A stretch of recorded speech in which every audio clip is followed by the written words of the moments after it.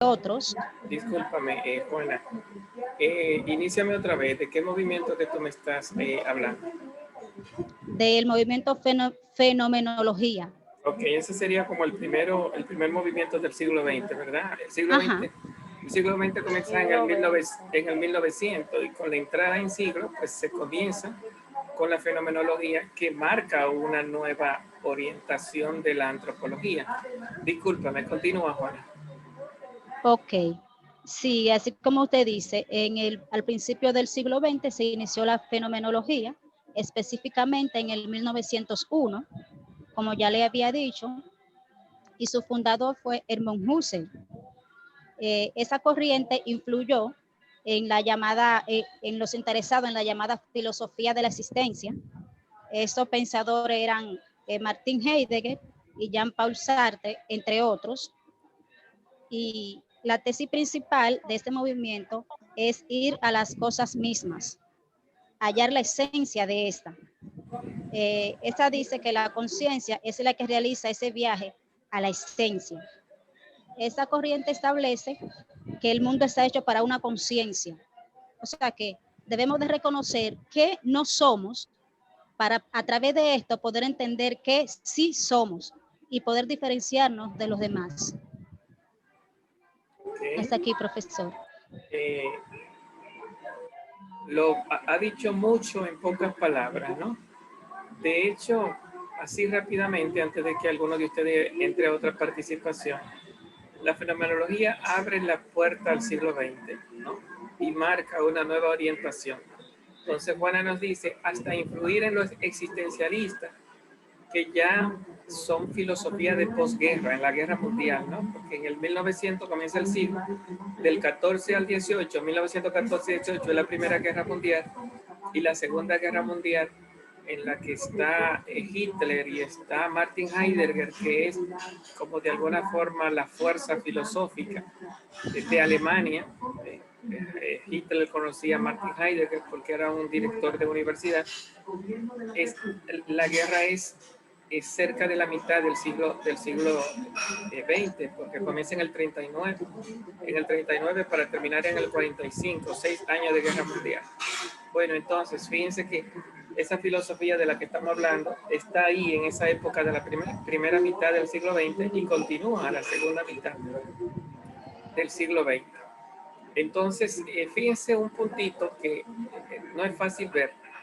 Cuando dice volver a las cosas mismas, parece que está mandándonos al mundo de los objetos, de los animales, de las plantas, etcétera. Pero realmente esa no es la cosa misma de la que él habla. La cosa misma de la que él habla es la conciencia. Y la conciencia no es lo que se conoce, es el que conoce. Si yo conozco a un perro, el perro no es la cosa, la cosa soy yo que conozco al perro. Entonces es preciso que yo desconozca el objeto para que conozca al sujeto conocedor. Entonces parecería ser que el verdadero fenómeno que revoluciona la filosofía parecería ser que en el siglo XIX reinó la búsqueda de los objetos y en el siglo XX reina la búsqueda del sujeto. Bien, gracias, Juana. Kirsi, que no tiene la manita levantada, ¿qué nos tiene que decir? Recuerda abrir el micrófono para que se te escuche. Sí, maestro, buenas noches. ¿Me escucha? Sí, perfectamente. Eh, a mí me pertenecía hablar del nihilismo del siglo XIX. Ahora fue que pude entrar a la clase. Entonces, en el nihilismo del latín nihil es la corriente filosófica que toma como base la negación de una o más de los siguientes sentidos de la vida. El nihilismo suele presentarse como el nihilismo existencial, formar en la que se sostiene que la vida carece de significado, objetivo y propósito. También el nihilismo puede considerarse de una manera crítica, social y política y cultural en la sociedad, en la medida que ésta participa del sentido de la vida por dicha corriente filosófica. El término nihilista fue utilizado inicialmente por el recurso de Iván Turquenes en su novela Padres e Hijos.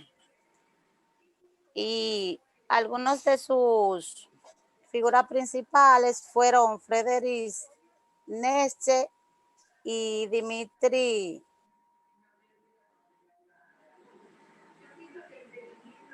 Y abre el micrófono otra vez, que lo cerré sin querer.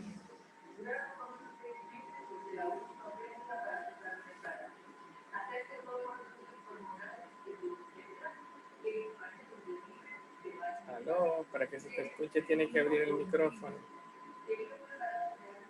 Ya, maestro.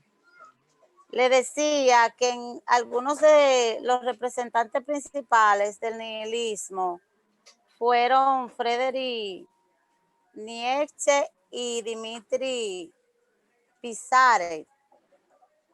El nihilismo niega todo lo que tiene que ver, o sea, es una negación de la vida totalmente, de lo supuesto, del sentido de la vida. Para esto, en esta corriente, todo es negativo. No puede haber, bueno, ¿cómo le explico, maestro? Es como,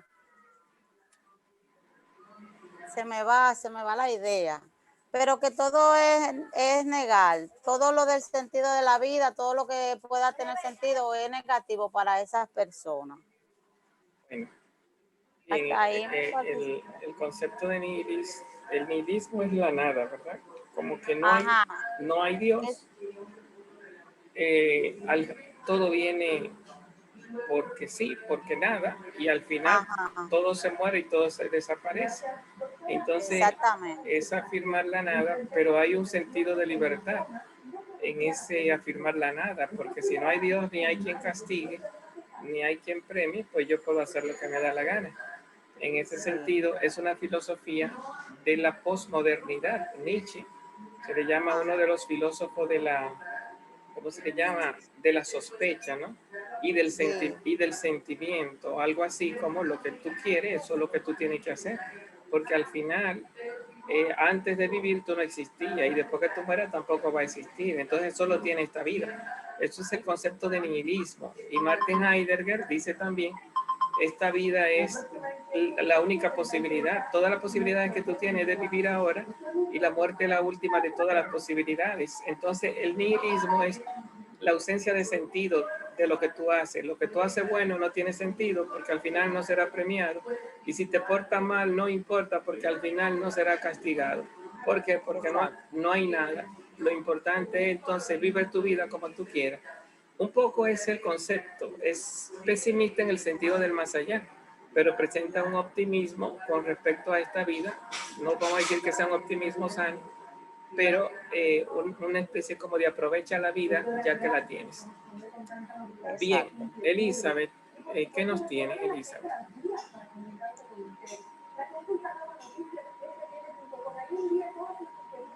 Sí, buenas noches. Bueno, yo quiero hablar sobre el movimiento del idealismo. Este movimiento surge para el siglo XV y surge como ya en ese tiempo, voy a parafrasear, ya para ese tiempo había muchas guerras.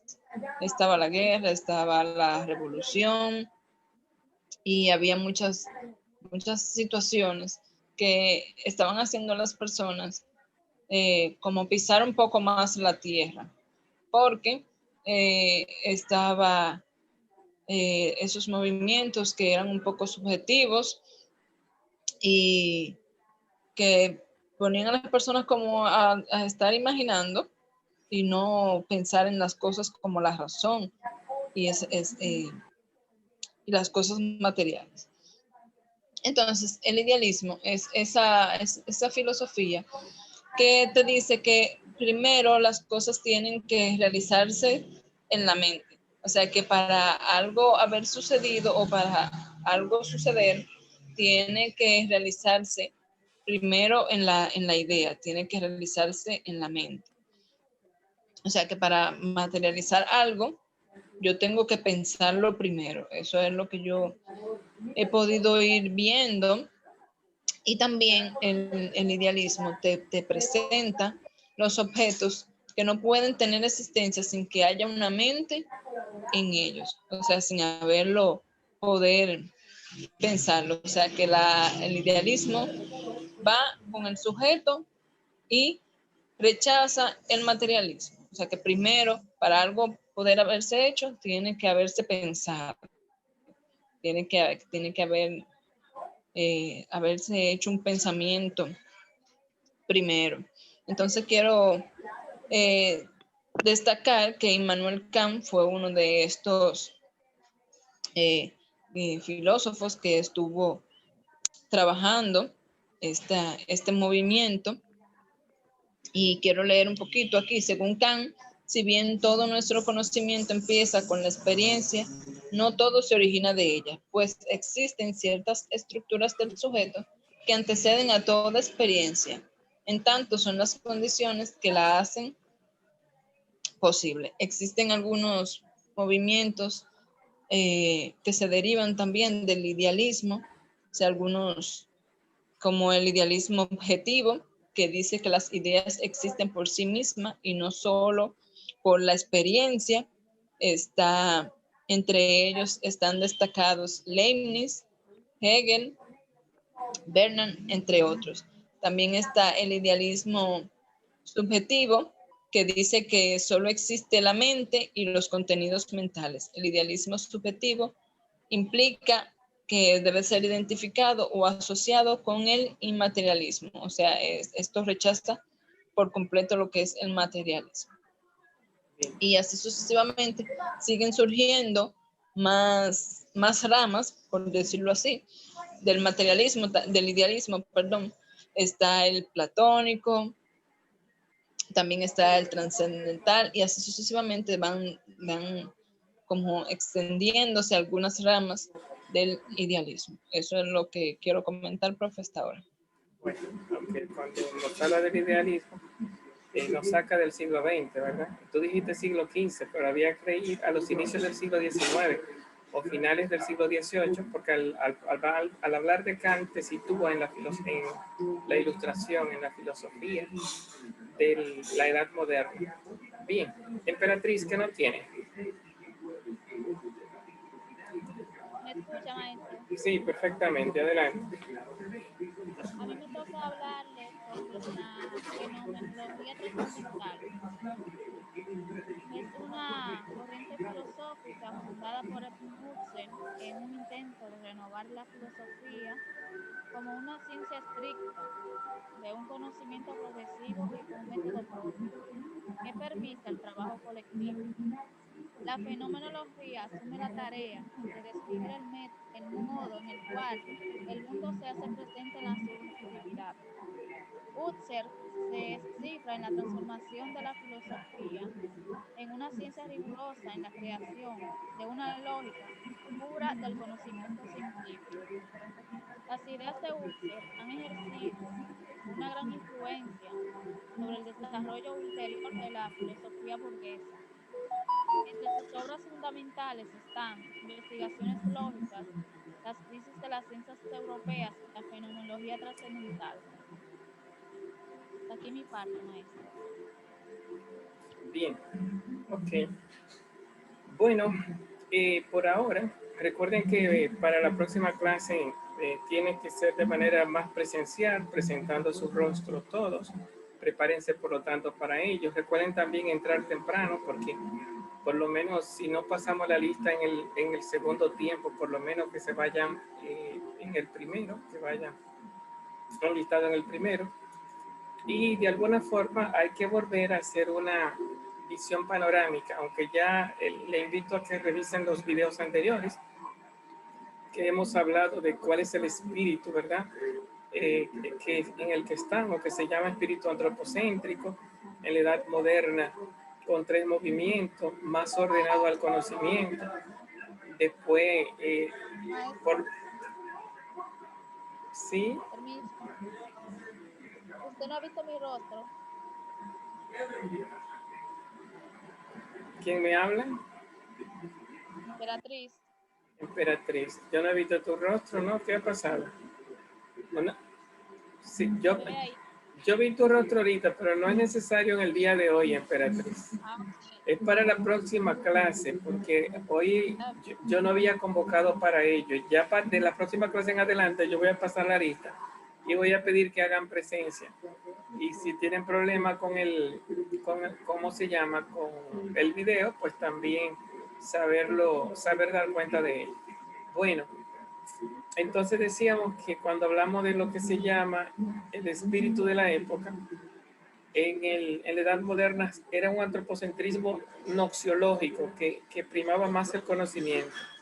Y cuando hablamos del siglo XIX y XX, ya es que ya hablamos propiamente hablando, no de la edad moderna, sino de la edad contemporánea.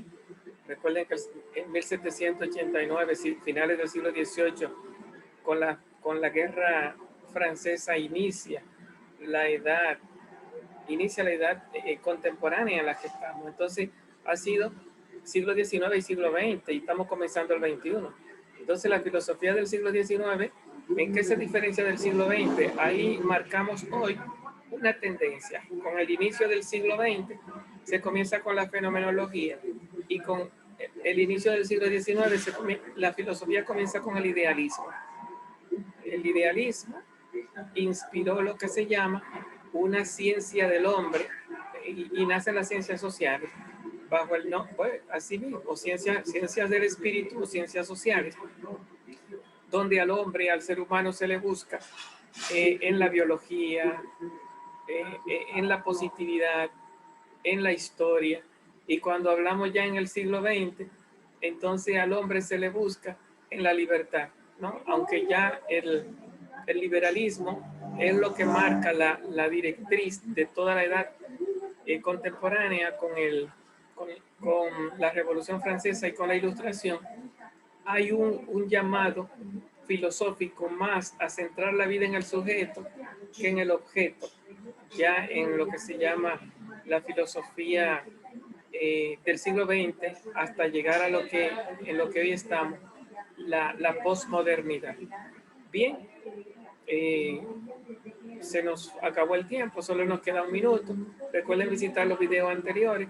Entre las generalidades que hemos estado presentando, además de los espíritus y la dimensión de la época, hemos tratado de situar cuáles son los movimientos filosóficos, tanto de la modernidad como de la contemporaneidad decimonónica, siglo XIX, y la contemporaneidad del siglo XX.